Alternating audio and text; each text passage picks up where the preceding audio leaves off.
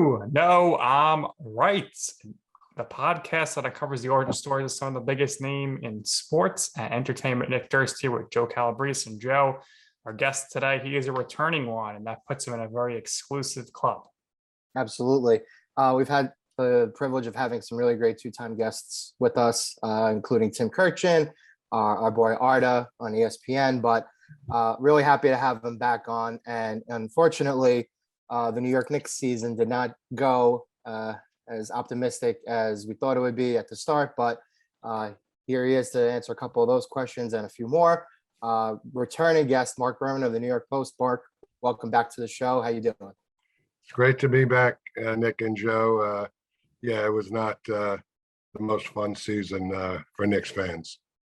Certainly not. Marc, first I want to ask you about the New York Post. During this season, you entered a bit of a partnership with SNY doing those videos. Did you get a chance to do any of those videos during that partnership? Yeah, I mean, it's still ongoing, once a week, maybe twice a week. Yeah, it's a great thing. The way the industry is going, unfortunately, people your age are more inclined to hit the video icon button to listen to a video than to read a 600-word story. So, maybe the newspaper industry is sliding more toward the video end. It's tragic to me that kids your age aren't reading enough. I think it's going to really hurt society in the long run, the lack of, emphasis on reading for kids your age and younger. I hate to go on my soapbox. Yeah, I mean, the attention span now is so short with TikTok, and that kind of came up during the height of COVID. Obviously, with COVID, there were so many restrictions that made it very difficult for you and your colleagues across the industry to do your jobs. So how much easier was it for you this season getting back to having more access to the players? And also, was there any going virtual there with the Zooms, anything that you guys kind of took and carried over into the last season? Well, we're not back. Next season we'll be back. We weren't allowed in the locker room for the second straight season. So though we were in person, we were in a formal setting in an interview room with a podium, and it's a completely different dynamic. And the worst part was we couldn't get the players we wanted to talk to. A lot of times the Knicks PR controlled who we would talk to because we weren't allowed in the locker room. And hence, and I've mentioned this in print, we haven't talked to Nerlens Noel since late November because of this controversial season. The Knicks never made him available, plus he was injured. Derrick Rose, we have not spoken to since late November. Late January, when RJ Barrett got hurt, we never got a chance to talk to him late in the season. So we were not back to normal. Next season, word is we're back in the locker room. So that's good for the fans because they'll be able to hear from different voices. We never got to talk to the Villanova guard, Ryan Arcidiacono, or however, I never even got a chance to pronounce his name. You couldn't even ask him how to pronounce his name. Exactly. But we didn't talk to Ryan. I mean, I chatted with him off the court briefly, but they never brought him even into the interview room. So the world of journalism really took a hit. The world of NBA journalism took a hit. But next season, it should be full-blown and back to normal. What are you looking forward to the most once you get back to a more normalized routine? Yeah, well, being in the locker room is going to be amazing because you get to talk to anyone you want, not who the Knicks tell you should talk to. Listen, they wanted RJ Barrett to talk after almost every game. And yeah, it's nice, but if we had the choice, we wanted to spread it out a little more. RJ didn't always have a big game and didn't always have a lot to say.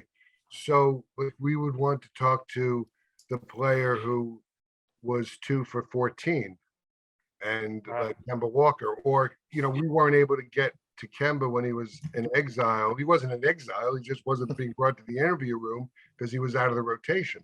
But we would have seen him in the locker room and we would have gone up to him and taken his temperature, so to speak. So just the access of being able to talk to the 17-man roster, not RJ Barrett every single day. So last year they had the shortened season and vibes were very optimistic. They overachieved. Tom Thibodeau looked like the previous coach of the year that he was. And it seemed like this team was, even though it was a shortened season, a small sample size, they were kind of on an upward trajectory. Now, to start this season, they were very good coming out of the gate the first couple of weeks, and then they sailed off. They went under 500, and they couldn't quite recover, and they couldn't get back to that place where they were. And a lot of that optimism, I think, especially among Knicks fans like Nick and I, quickly evaporated. So based on what you know, and again, I know it's difficult because you haven't really spoken to a lot of the players, in months, but your feeling being around other people who are covering the team, what is it like? Is the mood still optimistic in that building? Do they still feel like they're heading in the right direction? What could you speak to about that? I'll be honest. I think there's a plan, but it's a little sketchy. And I think there's a lot of concern. The new buzzword is we're building through the draft. But as we posted a story this afternoon, they are waiting on the Donovan Mitchell situation. And the waiting is the hardest part, as there was a lyric like that. And, that could be a game changer if they could somehow trade for Donovan. Although, are the Knicks willing to give up RJ? I don't see a deal being hatched if they don't give up RJ. But they want to build through the draft. They were very proud of their draft picks this year. To have a Jericho Sims at 58 produce like he did after the All-Star break, and Miles McBride showed a lot of promise at number 36. And Grimes, before he got injured, in February, he was really having a strong rookie year, number 25 in the draft. But still, and then Obi had the big finish, as did Emmanuel Quickly. So those are the last two drafts. So they're very proud of themselves, but now they have to build on it because, those guys are good, but, is there a star there? Is Quickly going to keep improving? Is Obi going to keep improving? Maybe. Are they going to be all-stars? I doubt it. So this draft coming up at 11 and 42, what can they do? Can they move up for Jaden Ivey? We wrote exclusively in the Post that the Knicks interviewed Ivey in Chicago. He's an agent. His agent is Aaron Mintz of Creative Artists Agency, who was one of Leon Rose's best friends and his former employee. So can they hatch a deal to move up in the draft from 11? Is there going to be a player good enough at 11? There's so many uncertainties. And I think the Jalen Brunson situation, I think they have a good intel and they think that I haven't written it yet, but listen, I've written that Mark Cuban, people close to Cuban say they'd be shocked if he didn't re-sign Jalen. And I think the Knicks are starting to get a little less optimistic on the Jalen front. That Rick Brunson hire was unrelated. They were trying to hire Rick. Tom Thibodeau was trying to hire Rick for a couple of years.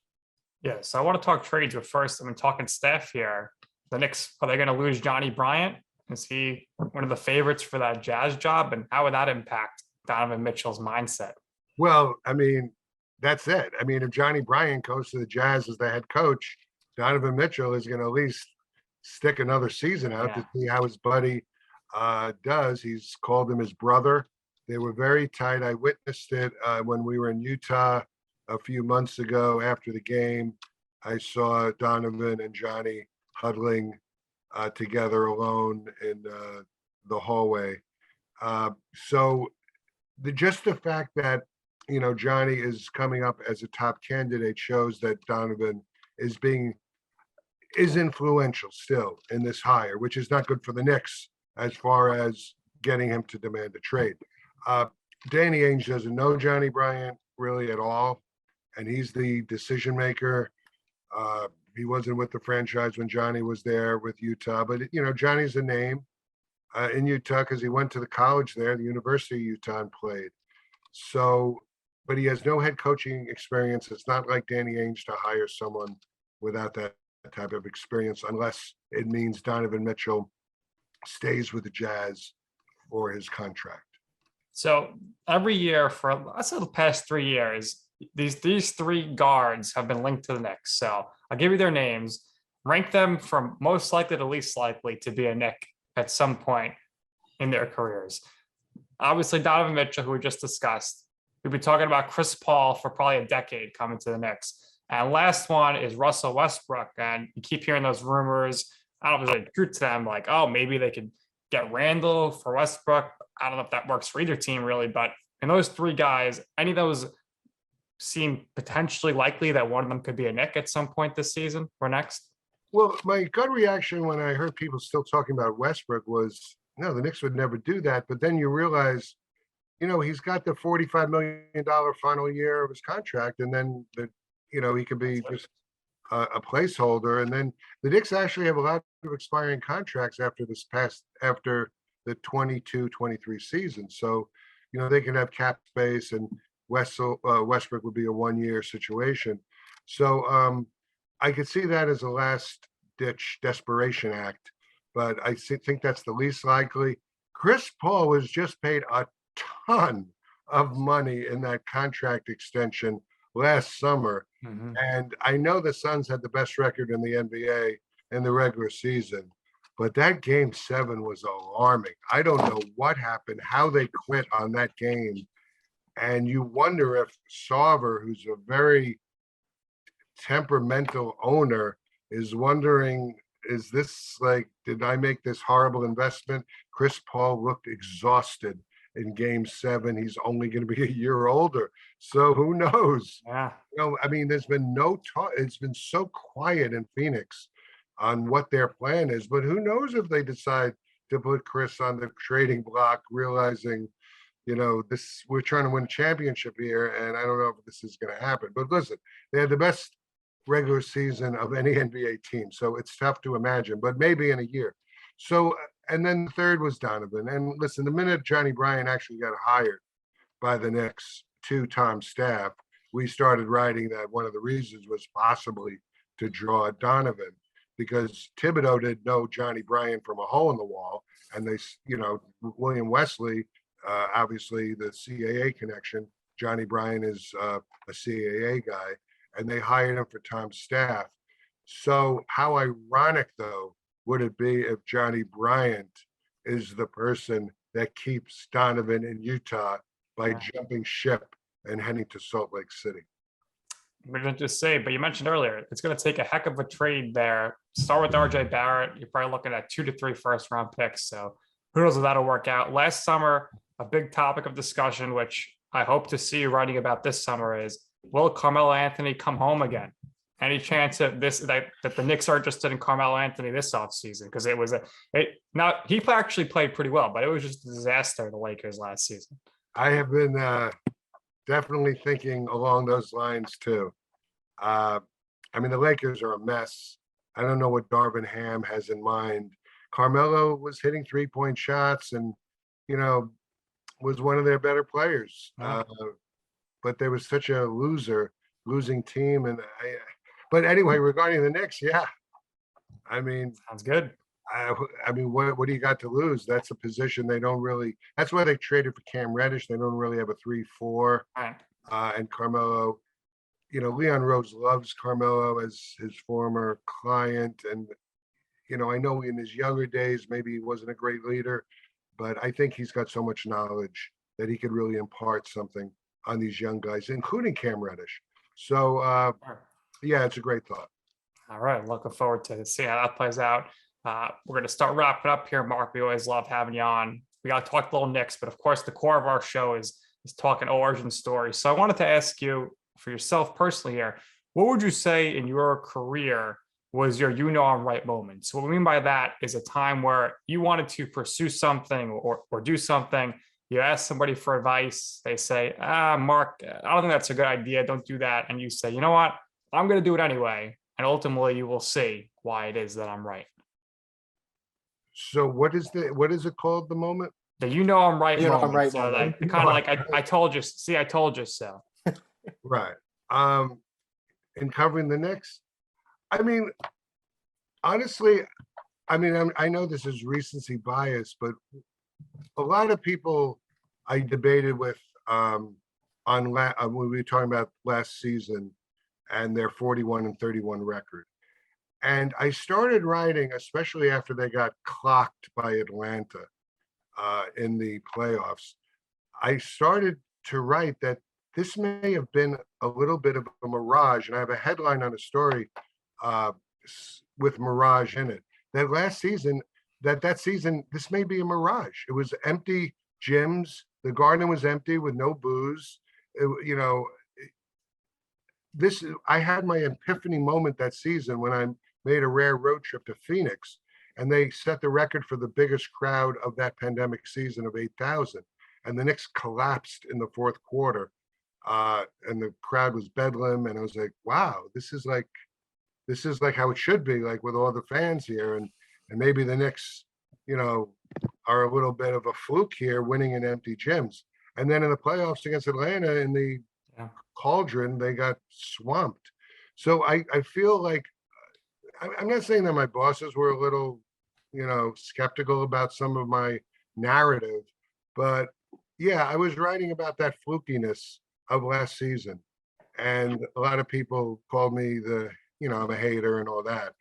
And it proved right. I mean, especially with Julius Randle, who could not handle being the superstar in a normal season where you're going to hear some boos, groans. Julius was lucky that you couldn't get into the locker room this season. Well, without that, he blew us off and had that boycott. So that was like my I know I'm right moment when the fans were all over me. And even I got a sense from some of my editors thinking that I was being a little too harsh on judging 2020, 2021.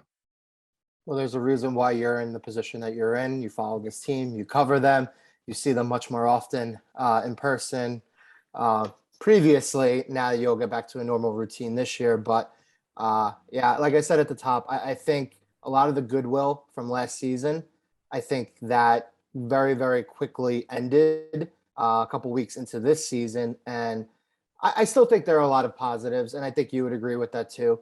A lot of the optimism, like I said, has gone away, and I think Julius Randle proved that over 82 games, we all knew he couldn't be your best player, but who knows if he could be your second best player. I think he'll settle in better somewhere, whether it's here or elsewhere, if he's your team's third best player. So yeah. Well, one thing about Julius, I've written this, and people don't really talk about it a lot. He came into this particular training camp nowhere near the great shape he came in for his first training camp with Tom Thibodeau. And it was a factor to maybe a slow start. He was in amazing shape 2021, and Thibodeau talked about it all the time. Almost every time you asked him about Julius Randle, he would say it goes back to him coming to training camp in great shape. So he didn't come in great shape.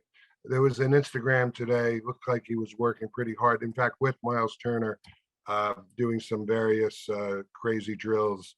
So I have a feeling that Julius, if he's not traded, he's going to come into Tarrytown in late September in terrific shape. Good to know. Mark, thank you again for doing this with us. We appreciate it. You're, as Nick said, you're a two-time guest, so you're in a very, very special class of people. But like we do here, we always give our guests the last words, and people can know where to find you. But if there's anything else you would like to share or promote, please, by all means, go right ahead. Thanks again. All right. Thanks, Nick. Joe. Yeah, I mean, every time I'm on a podcast, I just mention my Knicks newsletter. It's behind the paywall, inside the Knicks, but it's well worth it. There's some interesting stuff every Thursday morning. And this Thursday, there'll be something interesting too. All right. There you have it. So that's going to do it for this episode of You Know I'm Right. For our very special guest, Marc Berman of the New York Post, and my co-host, Joe Calabrese. I'm Nick Durst, and this has been You Know I'm Right.